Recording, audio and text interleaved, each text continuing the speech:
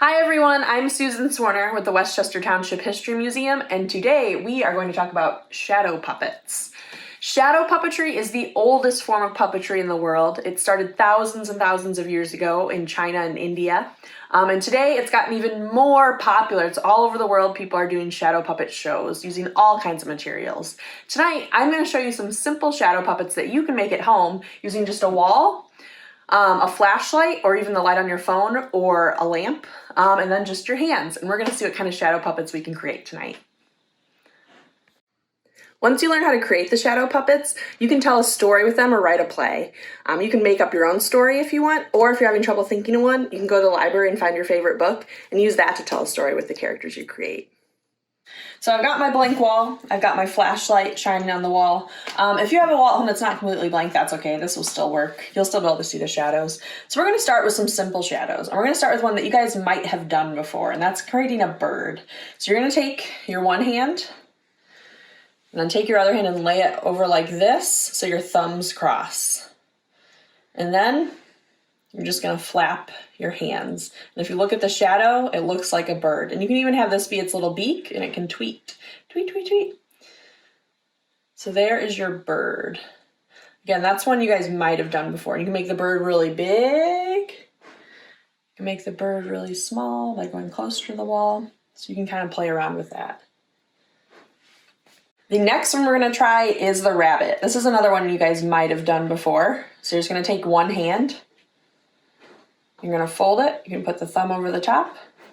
And then two of your fingers, the first two fingers, are going to go up in the air like ears. You can bend them a little bit. Now you have your rabbit. And you can even make it kind of, if you want to really play with it, you can have the thumb stick out a little so it's like a tooth right there.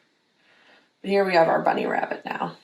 You can have it hop. Again, you can pull your hand away from the wall and make it really big, or go really close to the wall and have a really tiny rabbit. But there's our bunny rabbit. So now we have a bird and we have a bunny rabbit. Next, we are going to create a shadow puppet dog. So you're going to take your hand and stretch it out flat. And then take your thumb. You can put it up. That's going to be the dog's ear. And then take your index finger, pointer finger. You're going to fold it back. Now that's your dog's eye. Then you have the nose here. And then your pinky is the bottom of the dog's mouth. So now you have a dog. You can make him look around, make him a really big dog, really small dog. One more character you can put in your story or your play. Now to go with our dog, we are going to create a shadow cat. So you're going to take one hand, and you're going to just fold the fingers in, and then the pinky and the index finger, you're going to put those halfway up. So not all the way up like that, just halfway. And there's our little cat head. And then we can do a body for a cat. You're going to take your second hand, roll those fingers down, but leave your thumb out. Then put it right kind of at the bottom of the cat's head. And now you have a cat who's got a tail. Meow. Again, you can make a really big cat, really small cat, little kitten. Here is our cat. You can kind of play with the ears too. You can make the ears really tall, little cat ears. Play around with those too. Wiggle that tail. The next animal we make is going to get a little bit trickier, but we'll still be able to do it. You're going to take one hand, kind of fold it in like that, so it comes to almost a point over here. And then you're going to take your other hand, spread it out like this, kind of like you're holding an apple or a ball or anything like that. Just spread it out. And then you're going to set it down on top of your other hand. And that's going to be our deer with big antlers. So now we have our deer, and you can move those around until they look how you want them to look. With his big antlers, and you can walk around with all those other animals. Next, we're going to try the crocodile. So you're going to take your first hand, and then kind of scrunch it down a little bit, have your fingers kind of on top of each other like that. And then you're going to take your second hand, try to keep your arms together for this one so you have that body. You're going to put it right underneath like the crocodile's lower jaw. Now you have a big toothy crocodile that you can use in your stories. Next, we're gonna do the crab, and this is similar to the bird, just a little bit more movement. So we're gonna take your first hand and then make those fingers kind of bent like that. Those are gonna be half of your crab legs. Then you're gonna take your thumb and kind of fold it like that. It's not all the way down, so you just have a little point like that. Then you're gonna take your second hand, just like with the bird, but instead of crossing these thumbs, you're just gonna set them next to each other. And that's kind of your crab body, like your little crab eyes. And then you have the other legs here. You can kind of play with that until you get a crab that you like. There is our crab.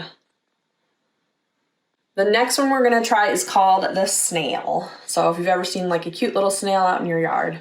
First, you're gonna take your one hand, you're gonna point it up a little bit, and then just separate these three fingers from this one, just like that, like a little split. Those are your snail's two antennae. You can wiggle those around. And then next, you're gonna take your other hand, you're gonna make a fist, and you're gonna put that right on top. That is your snail's shell. And now your snail can move around, can wiggle its little antenna. You have a cute little snail.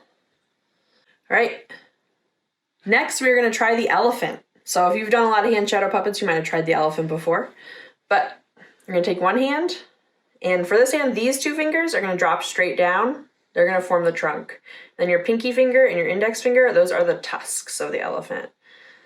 So there's sort of the bottom half of the elephant's head. There's his trunk hanging down.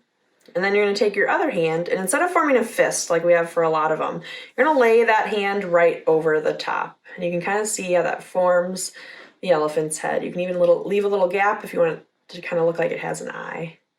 So now we have its two tusks, and we have the elephant trunk. Our last one we're gonna try is a human face, because I've shown you a lot of animals and you might wanna have some people in some of your stories. So this is just a really simple way to make a person. There's lots of other ways too. I'm gonna include some resources at the end of the video. But to do this one, you're just gonna take your hand, you're gonna make a fist, you're gonna turn that fist upside down. And now you have a face. You have kind of the top of the head, we have the nose here, and we have the mouth.